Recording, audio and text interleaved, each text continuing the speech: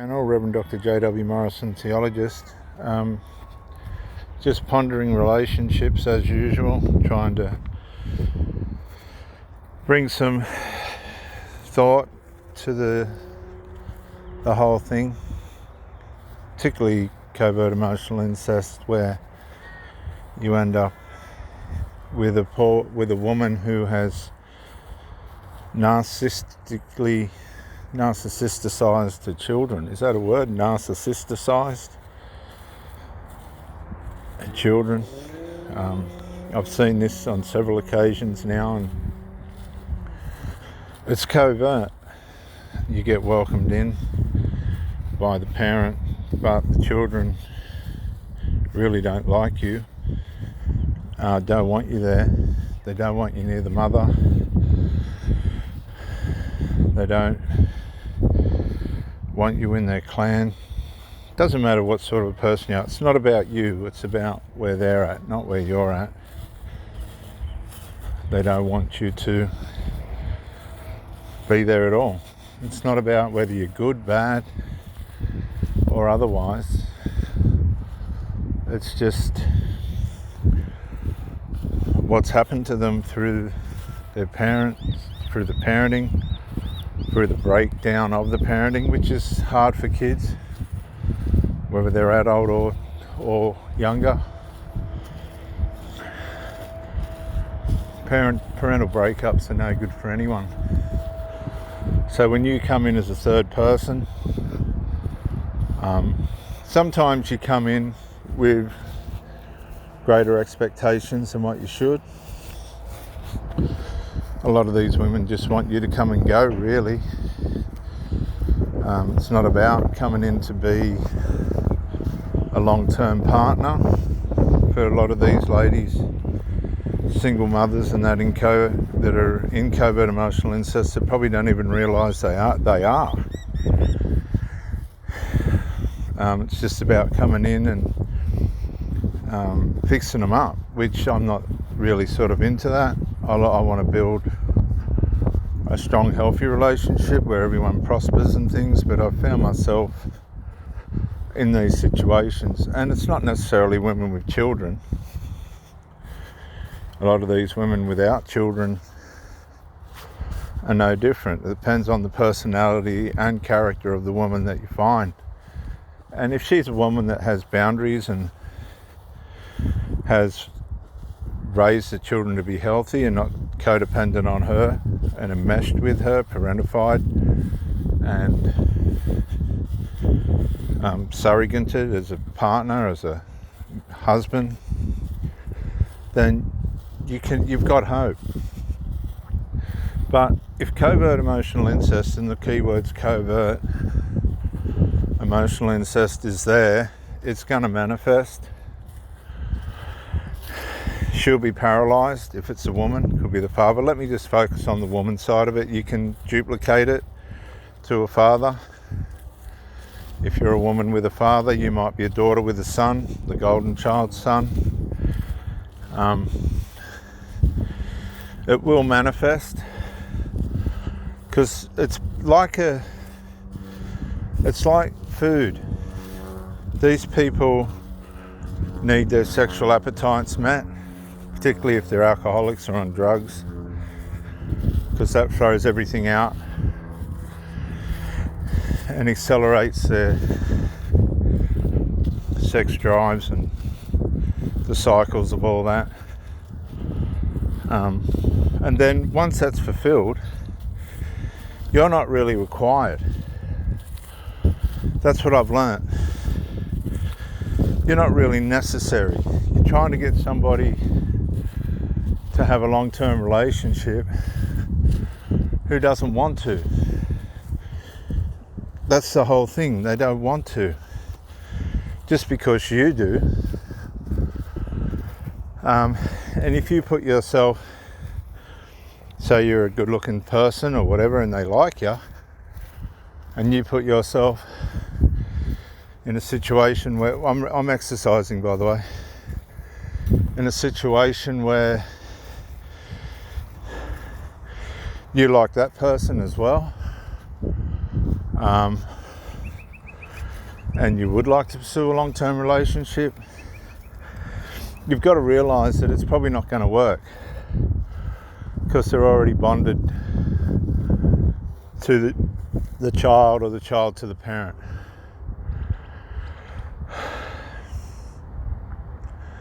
And so you have to have a lot of discernment, but a lot of people aren't aware of covert emotional incest. And it's something where you've got to look at it and go, it's not healthy for the people that are in it. They're probably not even aware of it themselves. All the people I've met know about it because I've told them. What they do after, that's up to them, but it really is a brutal, destructive, emotional condition to end up with, a relationship to end up in, and none more so on the people that are in it. But if you find yourself ending up in a relationship with one of these people, it will turn against you because you end up emotionally starved, because the emotional attachment with that person in the family is going to rescind or siphon from the emotional input you're supposed to have from that person. And you'll see that they're constantly concerned for this other family member. Their focus is split. Their relationship focus is split on the other family member who you're not involved with. And it just ends up to be a big toxic emotional starvation situation for you. Even if they're turning up, and if it goes hostile, if the other family member goes hostile, which it will, it's just a matter of time. Say I was with the mothers and you got the sons and the daughters going stupid, absolutely infantile and hostile, really hostile. It's going to get hard. It's going to get hard. But it's really up to the person that you're with to sort that out. It's their children. You see, it's not about you. They'll blame you. They'll make up stuff. They'll blame you. They'll feign sickness. They'll feign insult. They'll feign he said this, they did that. They'll do all that. You've seen it. You've all probably experienced it. They do all that and cause trouble. But it's up to the parent. Don't engage with these people. You're there in a partnership with that person. If they've got any value for you, they will stand up and say, hang on a minute, this is my partner. If you don't like it, there's the door. But a lot of these, what I've noticed, the single mothers, they completely freeze. They'd rather be abused by the child and their partner be abused than save the relationship. And if you're not aware of covert emotional incest, you won't see this coming. And after you've been abused and ostracised from the house, if they live with your partner, you're kicked out of you can't go visit. You don't want to visit, but you can't go visit. Just walk away. You'll start to get foggy mind, headaches, migraines. Your coordination will start to fail because your mind will be preoccupied. What have I done? Why has it ended up like this? How has this happened? And the person that you're with don't care, because if they cared, they would have fixed it straight away. I tell you right now, if one of my children interfered or come anywhere near one of my personal intimate relationships, there would be, mate, hell to pay. But I've watched these women. I watched one woman I was married to disintegrate the marriage. I had to ask them to leave. Please leave. I can't live with this kind of disrespect. It was disgraceful and disgusting. And then the one after that was disgraceful and disgusting. And let me just say, if you do experience covert emotional incest, if you go into another relationship, don't tell these people that you know anything about about it, because if they're narcs, they'll manifest it. If you tell narcs too much about yourself, they'll manifest it to get rid of you. They'll use it against you. They'll go, right, there's a weakness, and they'll manifest it. The flying monkeys will manifest it. And I've seen these mothers program these children to hate men and hate people and be critical of this and critical of that, and it's turned around to bite them. One lot didn't like middle-aged men. I don't understand that sort of mentality, because even now at 60 years old, I learn every day from men about life, what to do and what not to do. I couldn't work that one out. Obviously that was coming from some kind of male hatred from the mother, and these things manifest against them.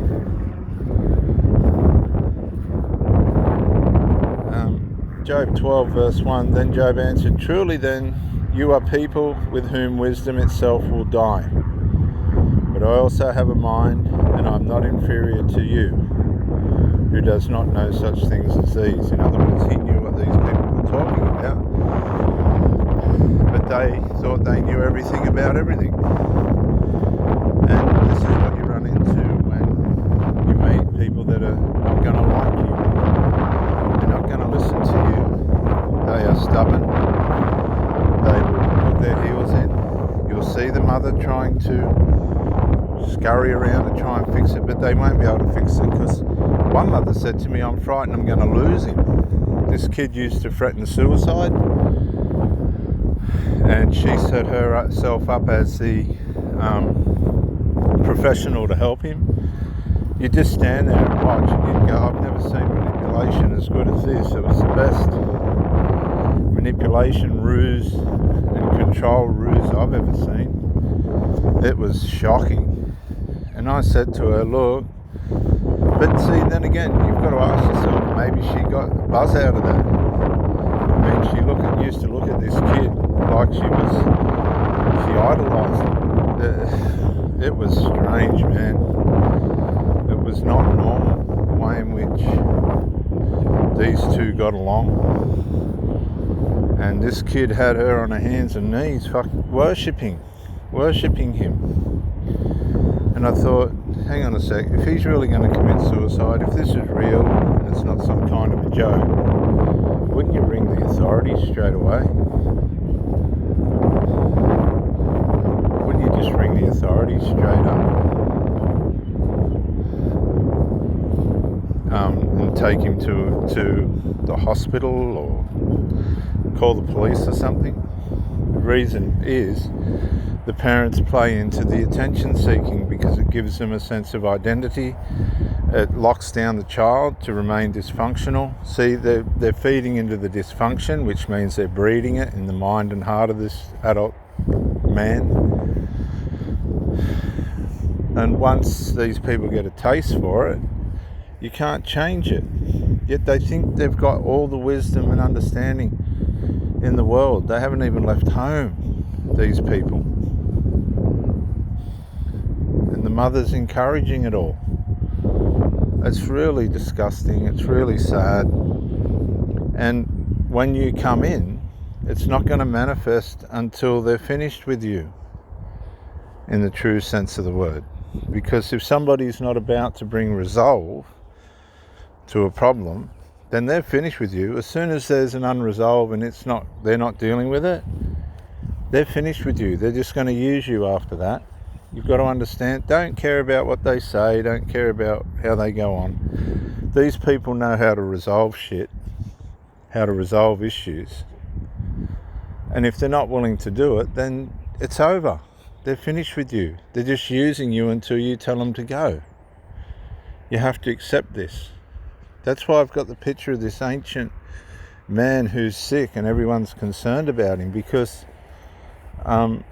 sometimes, a lot, we get conditioned, we get entrained, we get programmed in a way in which our loyalty and devotion and faithfulness hooks us into this relationship, makes us want to stay even when we know it's not doing us any good.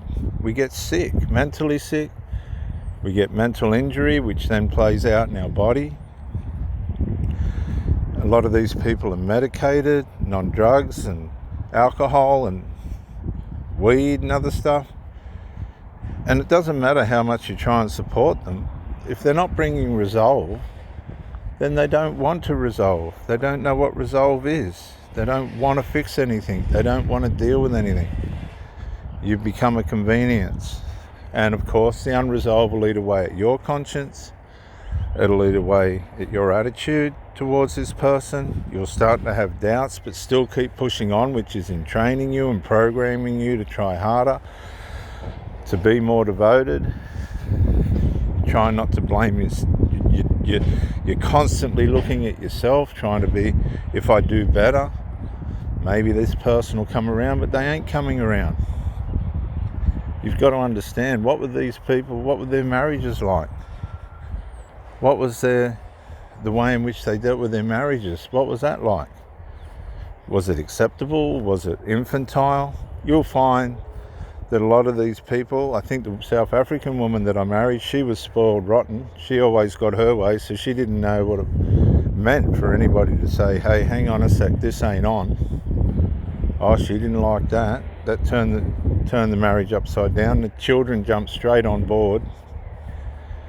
And the second one, I don't know what he was doing. He just didn't like mummy not being available for him. So his selfishness ran me out and cost her. You know, so it's not about you. If you're a woman with a father and the daughter or the ex is India, it's not about you. If you're a man with one of these mothers and you've realised something's not right and you're getting bullied, just back out. There's so many good women and men out there that have made the effort to have their life together.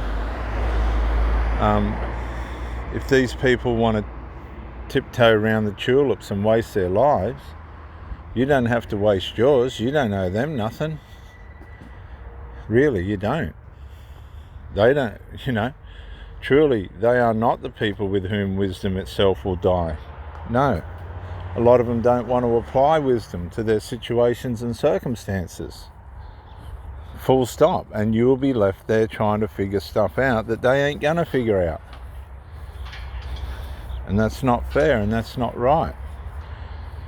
And this is how it works. And then once it all caves in, and it will, and it'll probably be based on a reverse discard, these people usually will start putting their tail between their legs once they realise you're going, oh no, this ain't healthy for anyone. They'll start to cause a reverse discard. They'll just start doing things. They might reach out to somebody else if there's unresolved and get emotionally in an affair with somebody else. They could then move on to a physical affair, and you might not even know,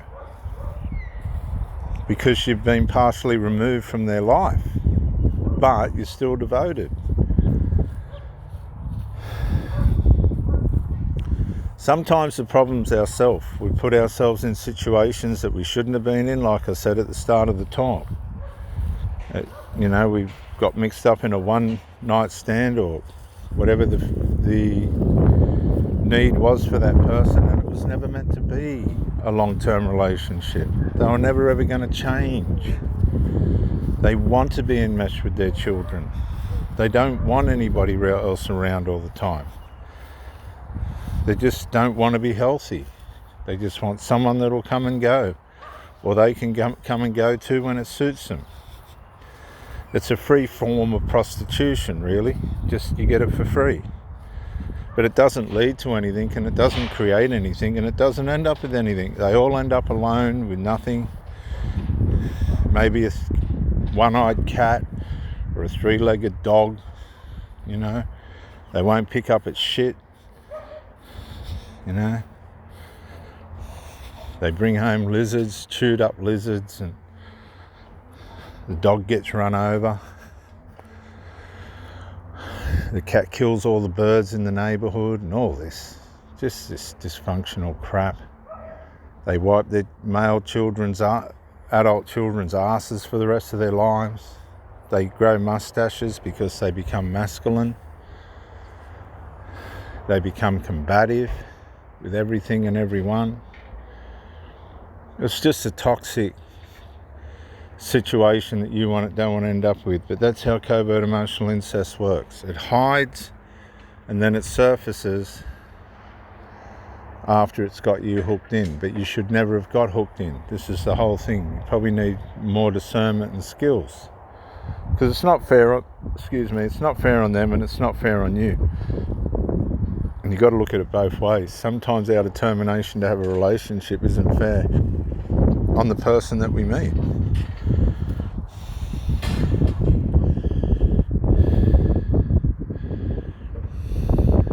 But the thing is, wisdom is not just with them. You can apply wisdom to your life and get back to your life. Admit to yourself that you're probably in the wrong situation.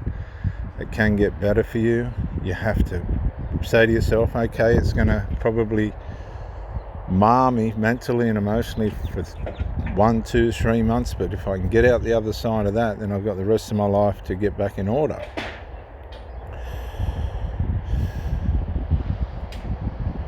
If that's your situation, find a way to walk away. Don't leave yourself in that situation, because it's gonna destroy you. It's not good for them. They'll probably end up having an affair or something anyway, and it's just not good for anyone. Covert emotional incest. It will jump out and get you. Reverend Dr. J.W. Morrison, theologist. Bye for now.